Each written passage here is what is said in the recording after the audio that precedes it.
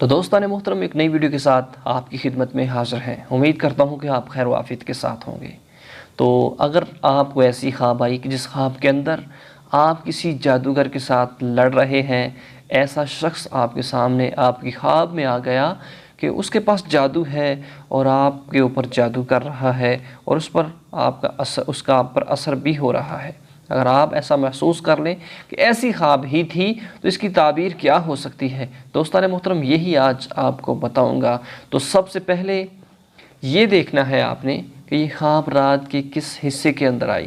اگر آپ کو رات کے پہلے حصے میں یہ خواب آئی تو دوستان محترم اس کی طرف دھیان دینے کی ضرورت نہیں۔ اگر آپ ضرور چاہتے ہیں کہ اس کی تعبیر کا پتہ ہو سکے تو کسی ایسے شخص سے آپ مشورہ کریں، ایسے شخص کو بتائیں کہ جو خواب کی تعبیر کو جانتا ہو۔ دوستان محترم، اگر رات کے آخری حصے میں یہ خواب آپ کو آئی تو اس کی تعبیر آپ ضرور جانیں اور ضرور کسی ایسے شخص کے ساتھ آپ یہ معاملہ شیئر کریں کہ جادوگر تھا اور وہ مجھ پر جادو کر رہا تھا۔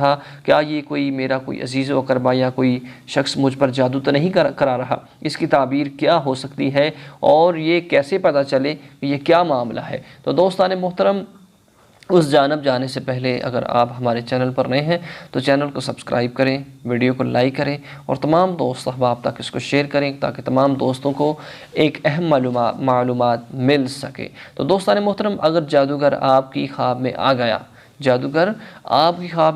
اور وہ آپ پر جادو کر رہا ہے، اس کی تعبیر یہ ہے کہ آپ پر کوئی فتنہ و فساد برپا ہونے والا ہے۔ بہت ہی یہ گندی خواب ہے، تو ضرور جلد از جلد اپنے آپ کو قابو کریں اور اپنے آپ کو جو بہتر طریقہ ہے کہ صدقہ کریں اور اللہ کے حضور توبہ استغفار کریں۔